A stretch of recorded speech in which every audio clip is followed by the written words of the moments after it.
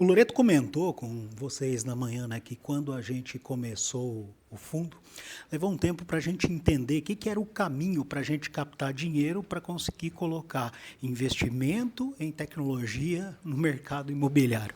No começo a gente rodou aqui Faria Lima, os principais fundos, e a gente descobriu que o quanto era desafiador trazer dinheiro para esse segmento.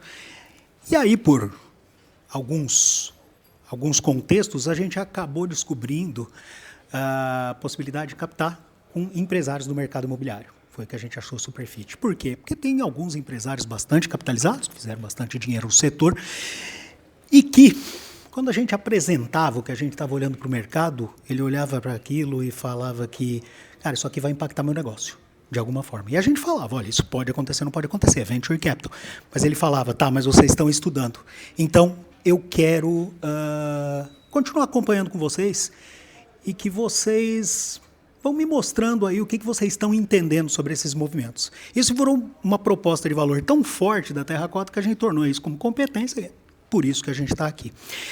Há 2 anos atrás, o fundo já estava quase todo alocado, já estava captado, e a gente começou a pensar como é que a gente segue para os próximos passos do mercado. Nossa visão sempre foi que tudo que é inovação que ia chegar ao mercado, ia criar um mercado, obviamente, muito maior.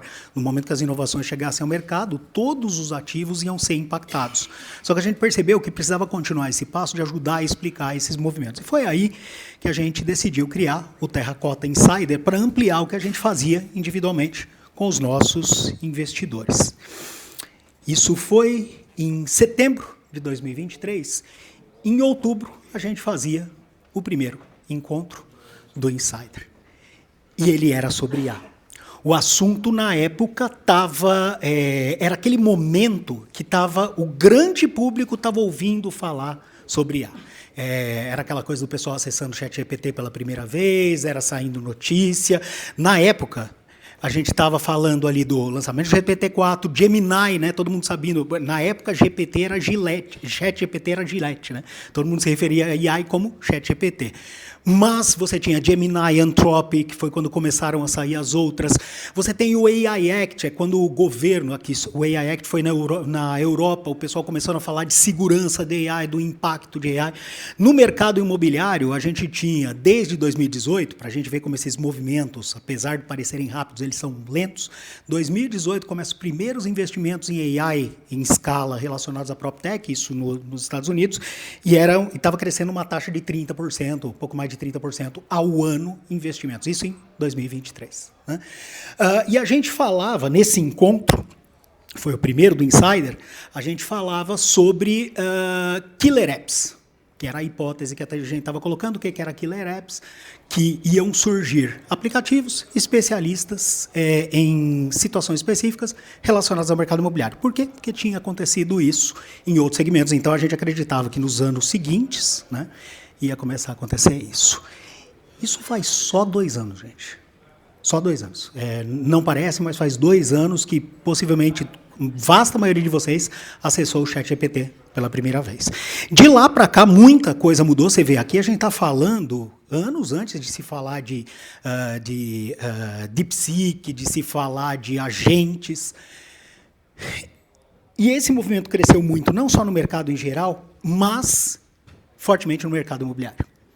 As aplicações relacionadas à IA no mercado imobiliário cresceram significativamente. Para vocês terem uma ideia, falando especificamente de Venture Capital, o movimento de Venture Capital ele deu uma estabilizada nos últimos anos, então aquele boom começou a chegar num movimento de maturidade. Por outro lado, IA está decolando. Então, o que está puxando os investimentos em Venture Capital no mercado imobiliário, olhando especialmente o mercado americano, a gente está falando de IA. 3,2 bilhões dos 15 investidos são em IA no mercado imobiliário. Então, aquela onda que a gente viveu em PropTech, acho que alguns de vocês lembram, onda que viveu de PropTech ali, 15 a 19, no Brasil, 19 a 22, a gente está vivendo uma onda semelhante em AI.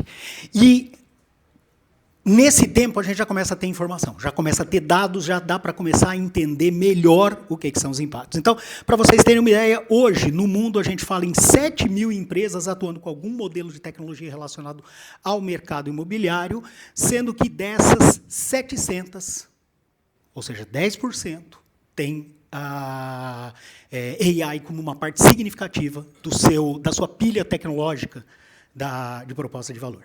Tá? O tamanho desse mercado, ele está projetado, isso aqui tem fonte de vários estudos ali embaixo, esse mercado está projetado para chegar em 45 bi 2033. E quando eu falo desse mercado aqui de 41 bi, quando eu falo isso, é apenas as soluções, o valor de receita que está relacionado às soluções diretas, ou seja, receita de soluções relacionadas à IA.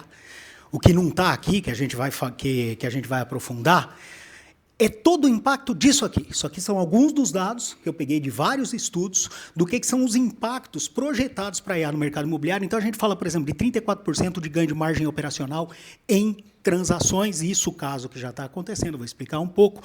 61% aumento de volume de negócio, para vocês terem uma ideia, mais de 1/3 desses investimentos em AI no mercado imobiliário estão relacionados à parte inicial da transação, mecanismo de experiência e busca. Por exemplo, a busca por texto, que hoje já é meio que padrão nos portais imobiliários americanos. Quando eu falo por texto, é casas perto de hospitais em Manhattan. Então, isso já se tornou como padrão. Otimização de atendimento de leads, que já é uma coisa que é tratada na escala. Então, 1/3 a gente já está falando da parte inicial de marketing. O que significa isso? Que nem começou a andar para o resto do processo imobiliário ainda. 30% de conversão de lead, redução de inadimplência, um uso forte de IA no mercado imobiliário, está especialmente na parte de locação, de você tratar processos e conseguir evitar a inadimplência, e retenção de inquilinos. Você tem soluções, por exemplo, já especialmente no mercado multifamily americano, de soluções que conseguem prever o encerramento do contrato, mesmo antes do inquilino pedir, e, consequentemente, já começar a preparar a ocupação. Isso no mercado como americano, que tem bastante dados.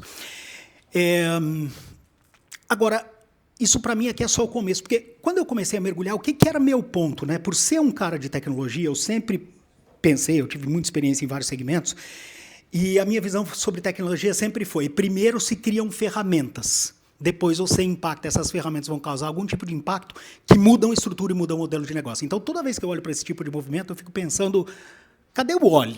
Né? O que daqui que vai mudar algum tipo de lógica do mercado que, consequentemente, vai mudar modelo de mercado? É assim que eu olho sempre para a tecnologia. Isso aqui é um dado do Morgan Stanley, do estúdio do Morgan Stanley, que eles identificaram, dentre várias informações, quem quiser depois a gente pode até deixar o link, é um estudo bem interessante, mas essa aqui foi a que mais me chamou a atenção, que é o estudo que eles fazem da parte do que eles chamam de underwriting, que é do momento do você apertou a mão para um negócio até o momento de você assinar um contrato. Esse é um movimento extremamente burocrático. Né? É conferir, levantar dados, fazer o levantamento de capacidade de pagamento, é checar contrato, é levantar o histórico do imóvel. Isso eles chamam de underwriting. E aqui, o modelo de LLM, as IAs generativas tiveram um impacto muito grande. Eles já conseguem avaliar uma redução, isso de dados internos do próprio banco, de 34% de redução. E assim, eles mesmos entendem que isso está no começo, porque ainda tem muito a evoluir na tecnologia, e eles falam que isso vai destravar próximo de 34 bi de eficiência. Vamos jogar isso aqui, eu quero colocar para vocês o porquê que isso aqui é tão impacto. 30% vocês já estão pensando, pô, vai economizar a equipe. Isso aqui vai aumentar. Tecnologia tem uma coisa curiosa, que é quando você tem economias extremas. É quando você reduz o custo de uma operação a pontos quase negligíveis. Né?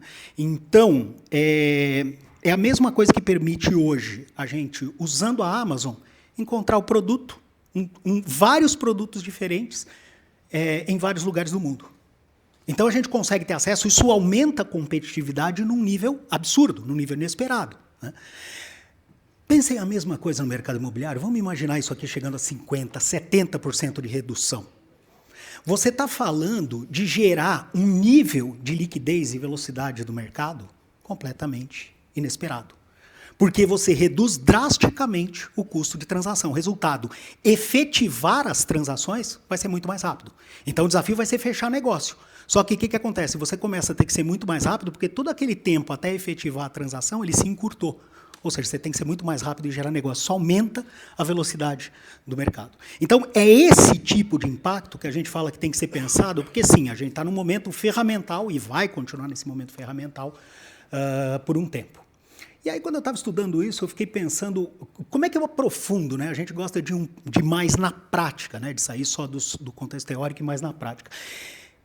Nós fizemos uma missão do Insider no final do ano passado para Boston e Nova York. Foi uma viagem bem legal, alguns colegas estavam lá juntos conosco.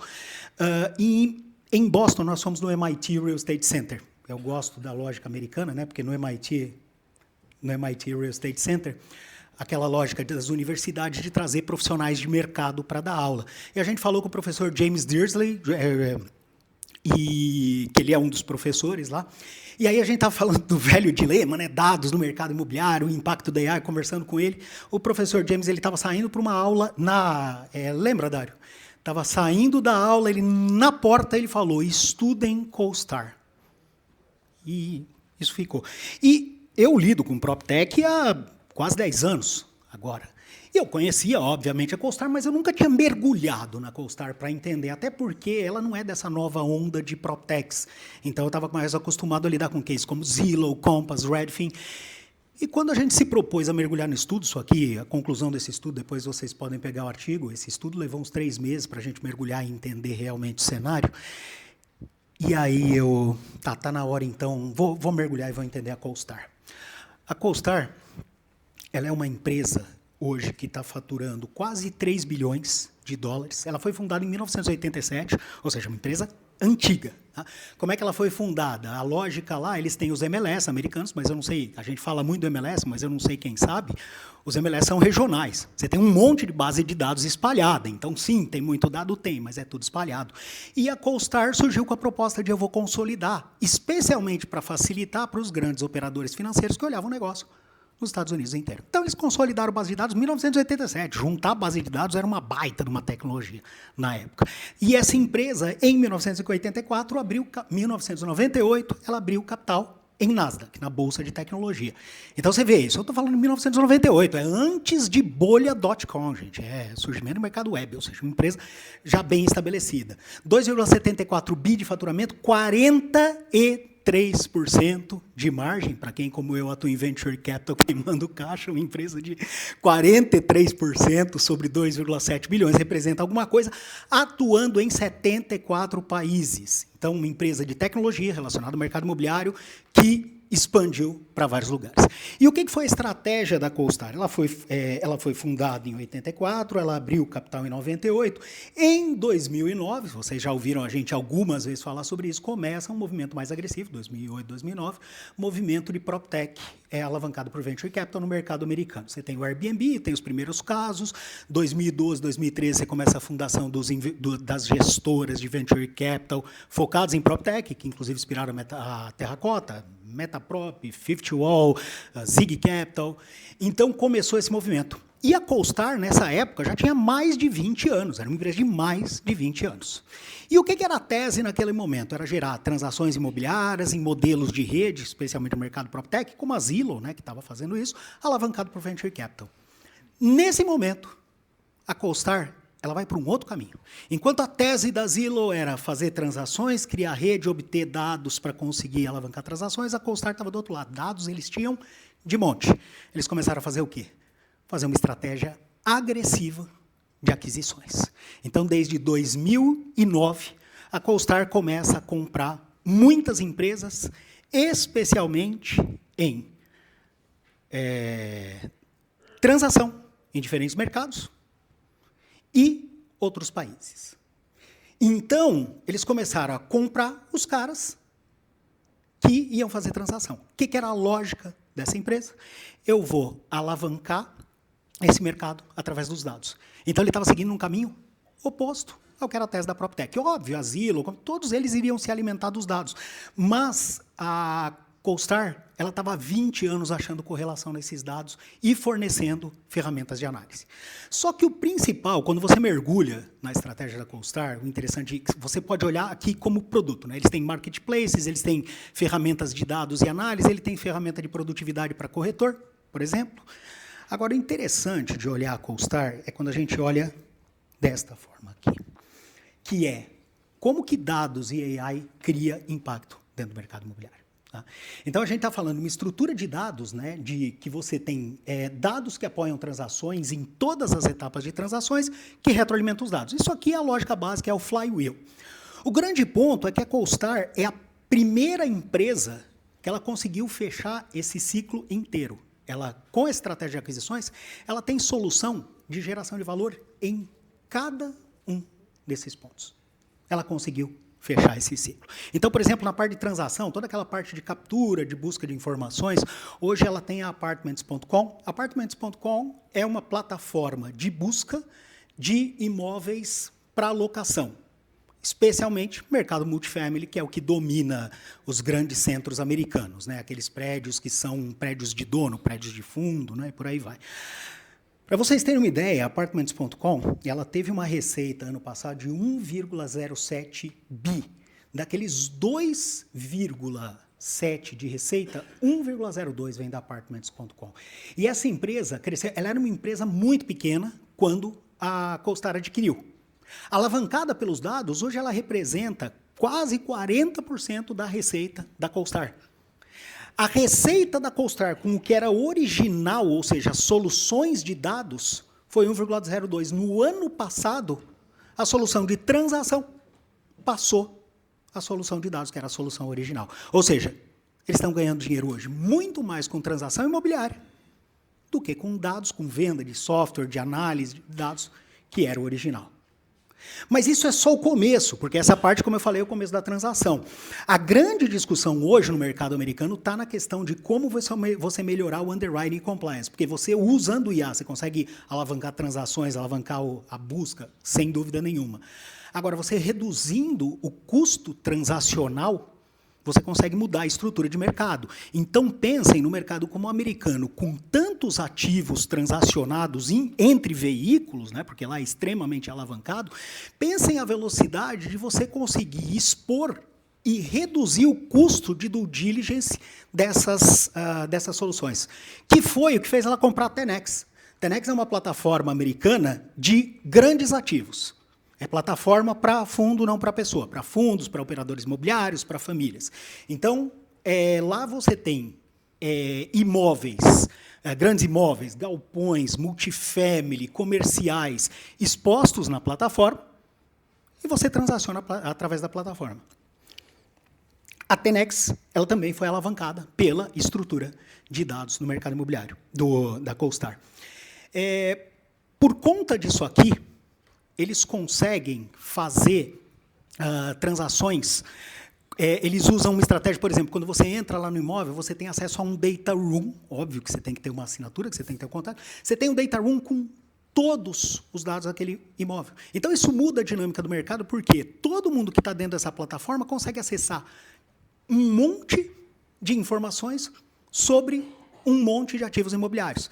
Saindo daquela lógica de chamar, conversar, entender, pede, manda dados. Então, pensa que os fundos podem ter analistas o tempo inteiro caçando transação, em vez de ser aquela negociação por relação, por conversa. E mais do que isso, eles estão inserindo inteligência artificial e daqui a pouco a própria busca dessas transações, ela vai ser feita de acordo com o critério do fundo. Tem fundo que vai querer mais liquidez, tem fundo que vai querer distressed, e as próprias lógicas de parametrização vão começar a oferecer transações que já chega com data room e pode ser fechada rapidamente. Pensa a velocidade que isso vai criar num mercado como o americano, que já é um mercado gigante de ativos imobiliários. Mas não para por aí. A gente avança, óbvio, para a parte de financiamento e crédito. E aí a CoStar, ela tem um modelo que o mercado está chamando e que começa a crescer cada vez mais, que é o Model as a Colleague, ou que na prática é agente, né, a lógica de agente de AI, focada em operações. E aqui o que eles fazem? Eles fornecem análise de crédito suportada por dados. Mas dados tem muito no mercado americano, mas, de novo, o ponto é como é que você consolida e gera inferências numa escala muito grande. Eles conseguem aqui, numa análise de crédito, fazer uma análise 10 vezes mais rápida, via CoStar Risk Analytics. Eles conseguem fazer uma análise 10 vezes mais rápida que via outros processos. né? Então, a gente acelera não só a parte contratual, mas também a parte de cessão de crédito. E isso aqui é muito usado já nas plataformas da CoStar pelos cedentes de crédito. Então, o que acontece? Você tem alguém lá que está fazendo uma transação. Lá na Apartments.com, a pessoa entra isso via API, já vai para os analistas de crédito que já tem acesso automático, via CoStar Risk Analysis, ao potencial de ceder crédito. Quer dizer, você inverteu a lógica, coisa semelhante que a Crédito Aluga está fazendo aqui no mercado de locação no Brasil. Você inverteu a lógica. A transação está sendo ofertada para vários players ao mesmo tempo, ou seja, ganha quem for mais rápido. Então, isso também dá uma invertida no mercado. E termina, eles não param nisso, porque aí eles fecham o ciclo na gestão do ativo, ou seja, esses ativos, por exemplo, da Tenex, alguém comprou lá um multifamily em Manhattan, ou em Orlando, ou em Miami, eles já entraram com solução de gestão de ativo. Por exemplo, eles compraram, talvez algum de vocês conheça a Matterport, ela ficou muito conhecida como uma das soluções de maior escala em tour virtual. O tour virtual foi um modelo que se provou um pouco difícil, ninguém ganhou muito dinheiro fazendo software de tour virtual. Era uma tese adorada em 18, 19, depois se mostrou um pouco limitada. A CoStar comprou numa outra lógica, por quê? E a Matterport cresceu bastante, apesar de não ter se provado um modelo gigante, mas eles cresceram muito bem. E ao crescerem, o que eles conseguiram? Dados. Porque tour virtual também é dado. E quando você começa a usar AI em cima de imagem, você começa a ter lógicas, por exemplo, risk assessment em cima de imagem. Já tem soluções, não só nos Estados Unidos, e até gente no Brasil, que está usando análise de imagem para conseguir avaliar o valor do ativo.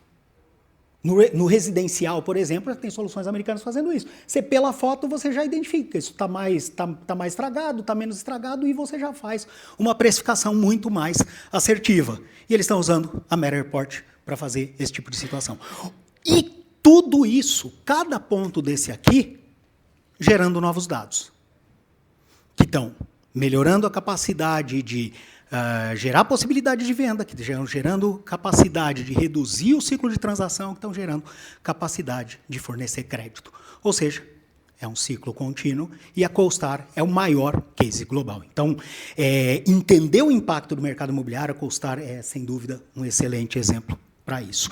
E isso é pensado. Eu dei uma mergulhada nos reportes da CoStar ao longo do tempo. Isso, obviamente, lá em 2011, eles não declaravam tão, mas no reporte aqui de fevereiro de 2025, o Andrew Florence, que é o fundador da empresa, foi ele que, em 1985, fundou, o Andrew Florence ele colocou muito claramente, nós somos uma empresa de dados mais AI. Uma situação até desafiadora, algumas críticas que se fazem ao modelo da CoStar agora que ele está entrando na transação, como é que vai ser a convivência dele com quem está usando os dados? Não é uma transição fácil, é uma das discussões que está tendo lá, vamos acompanhar para ver como é que está. Só que, independente dos conflitos que eles vão ter, o mercado financeiro reconheceu isso drasticamente. A CoStar é uma empresa que, como eu comentei, 43% de margem, ela está crescendo há 56 trimestres. É largamente adotada por corretores, por analistas do mercado imobiliário, tem um volume gigante. Agora, o principal ponto é que tudo isso que a gente falou até agora traz o valor da empresa. Essa empresa ela é tradeada no mercado a 11,9 vezes a receita, sendo que o concorrente mais bem-sucedido, que é a Zillow, empresa alavancada por Venture Capital, que recebeu um volume de capital gigantesco, está sendo tradeada a 7,1. Fora Redfin e Compass, que são cases bem mais complicados. Então, uma empresa de 40 anos, que começou consolidando dados, que foi para a transação e que está tendo um resultado gigante. Esse case é até um pouco atípico, né? A gente fala tanto de startup, de venture capital, e a gente traz esse case por quê? Para mostrar que tem dúzias de formas diferentes de trabalhar. Quem viu semana passada, por exemplo, devem ter acompanhado aí a Sterion, empresa que é a dona da marca Cienge hoje, né, que é fortemente adotada no mercado imobiliário. A Sterion foi lá e captou 650 milhões. Quem viu essa notícia da Sterion? 650 milhões, quem não viu, veja, pesquisa, 650 milhões para ampliar sua oferta em vários segmentos, inclusive no mercado imobiliário. E Brasil? Aí a gente chega ao Brasil e aí a gente vai entrar naquela discussão interminável. No Brasil não temos dados, no Brasil não temos dados. Tá bom.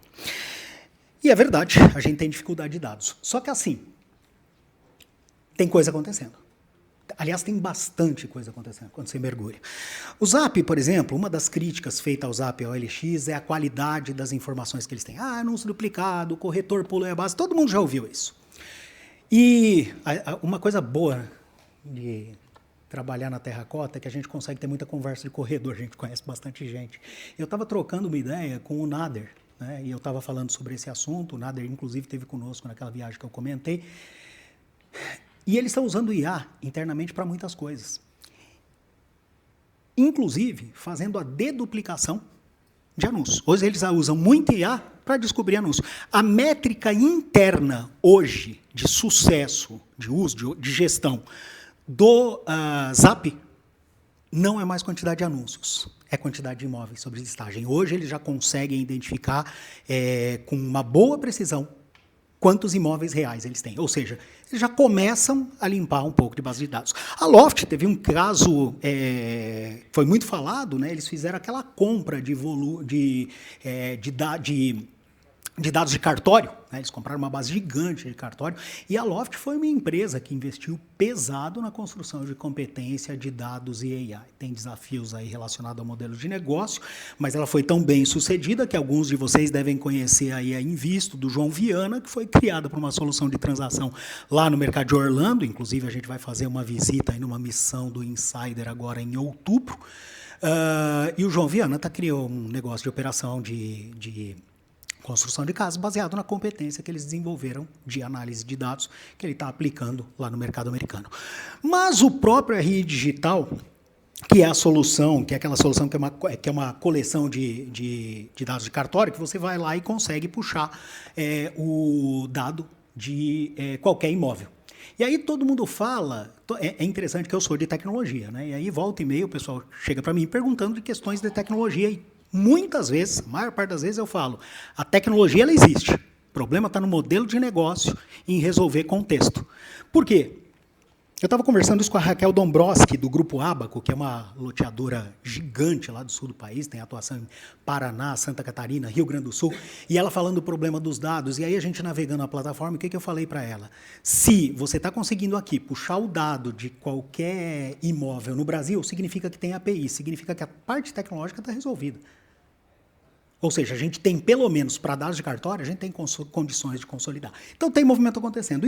Só que do outro lado, a gente foi um movimento de startups, uma série de startups que vieram sendo criadas, e muitas delas atuando não só na parte de dados, mas já aplicando soluções de AI. MySide, por exemplo, uma investida nossa, eles usam uma série de soluções de dados. A MySide, ela vende imóveis, ela não é uma empresa de software, ela não vende software. Só que ela usa muita tecnologia, o pessoal veio da RD, tem uma cultura forte de tecnologia. A MySide, ela usa uma série de tecnologias para fazer o que eles chamam, eles têm um broker interno, né? Eles chamam de personal shopper, e muita coisa da atuação desse personal shopper é guiada por IA. Então, informação sobre empreendimentos, ele tem acesso via IA, LLM, a agenda dele já é automático, ele não pensa em priorizar a agenda dele. O software já determina quem que são os clientes de acordo com a prioridade de carteira, para onde ele tem que ligar. Então, ele é um copiloto interno do personal shopper. A Morada, acho que muitos de vocês conhecem, na minha percepção, é de longe o melhor que está atuando em termos de chatbots relacionados ao mercado imobiliário. Inclusive, uma das minhas brigas lá com o Luiz e com o Ramon se posicionem melhor. Eles têm uma capacidade de enxergar muitas informações relativas ao mercado imobiliário, estão expandindo para uma série de incorporadoras, então estão indo muito bem. E a Cube, que e até para sair do fluxo da transação, a Cube é uma empresa do nosso portfólio que atua com recebíveis imobiliários, ela ajuda no processo de cobrança. E a Cube, e eu fiquei sabendo, eu sou conselheiro da empresa, e eu fiquei sabendo dessa informação hoje, eu não sei se isso é uma autocrítica, né? Talvez o Léo precise melhorar a comunicação comigo. Mas a CUB, ela está usando, ela criou uma espécie de agente da SCP. Ele tem um gestor de crédito IA para cada um dos empreendimentos que estão na plataforma. E esse agente, ele define estratégias de cobrança. É estratégia, não é automação. Automação eles sempre fizeram. É a estratégia de campanhas, de modelos para você reduzir a inadimplência. Então, ele analisa a inadimplência e cria estratégias já usando IA. E aí, a gente chega no dilema. Agora, vamos comparar Brasil e Estados Unidos. Quando a gente olha os Estados Unidos, eles vieram de uma estratégia data first, porque o MLS, que foi a base da CoStar, a CoStar começou como consolidador da MLS. Estava lá, os dados sempre existiram. Então, eles foram criando todo um conjunto de camadas em cima que permitiu que hoje eles consigam gerar valor nas transações. Como eu falei, redução de custo de transação, melhoria de capacidade de crédito, tudo isso está acontecendo porque eles criaram uma base. E o Brasil não está assim como a gente viu. Porque, embora uma série de iniciativas, está tudo desconectado. Então, o grande desafio é que a gente olha para o Brasil, como é que a gente resolve isso? Na nossa visão, a gente está chamando essa abordagem de Ops First. Por que Ops First? Porque IA, embora a gente dependa, embora a IA ela se alimente de dados, você consegue fazer, como a gente viu aqui, uma série de otimizações com IA, melhorando o resultado da transação. Então, a gente pode usar a própria lógica de inteligência artificial para já gerar valor, enquanto isso, usando essa lógica como subproduto, gerando dados. Numa lógica que a gente vai num modelo diferente do americano, usando tudo isso e olhando sistemicamente a gerar dados. Então, sim, a gente tem o RI Digital tratando dados, tem lá a Loft e o Zap fazendo negócios suportados por IA, mas a gente já tem, e tem várias outras nossas investidas, não investidas, tem muita gente no mercado que está conseguindo já gerar resultado transacional com base em IA. E tudo isso está gerando dados, o que gera aí a grande oportunidade de alguém coordenando todo esse mercado. A gente sabe que não vai ser fácil, mas talvez a gente tenha espaço para uma CoStar brasileira. Uma lógica diferente, uma estratégia diferente, mas os dados estão aí. E aí entra, quem aqui viu na semana passada o artigo do MIT sobre o resultado que as empresas estão tendo com AI? Então, mais uma liçãozinha de casa para todo mundo. Leiam isso, porque eu vou terminar com um balde de geografia e uma empolgação de novo. Esse artigo ele está dando um bafafá, porque mais de 80%, se eu não me engano, das empresas não tiveram resultado com IA. E aí está dando uma discussão, o pessoal do Eu Te Disse, né? Veio falar, tá vendo, não funciona, não dá certo, tudo isso é buzz. Verdade, tem um negócio em tecnologia que é o que o pessoal chama de hype cycle. Toda tecnologia passa por esse ciclo. Você começa lá com uma excelente ideia, um conceito inovador, aí fica todo mundo empolgado, o mercado vai mudar. Aí vem a realidade, implementar a tecnologia e conseguir ganho demora. E aí vem aquele desânimo. Estava falando com meu sócio, com o Adir, lá atrás, agora cedo, que ele estava falando, a gente vai entrar. Então, muito provável que no próximo ano, 2 anos, vocês vão ouvir muita notícia sobre não vai dar certo, foi um buzz, muito dinheiro a troco de nada. Isso está previsto na teoria. Verdade é que nós, como seres humanos, isso chama lei de Amara, a gente costuma superestimar o impacto das coisas a longo prazo, porque a gente se empolga, e a gente tende a subestimar. Vocês podem ver que a maioria das conversas sobre impacto da AI no mercado imobiliário, todo mundo fala de ferramenta. Vai facilitar a transação, vou escrever anúncio com IA.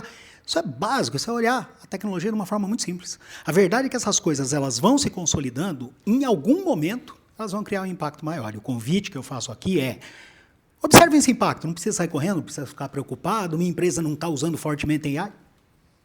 Vai usando, vai acompanhando. Por quê? Vai acontecer. Se tem uma coisa que a gente tira de lição de história de tecnologia, é isso, que as coisas vão se encaixando.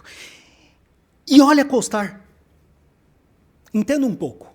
Porque entender o que aconteceu no mercado americano, quem quiser o link, o QR Code está aí, a gente escreveu um artigo sobre isso, entender o que aconteceu no mercado americano, pode dar algumas pistas de como a gente vai ver esse tipo de impacto no mercado imobiliário.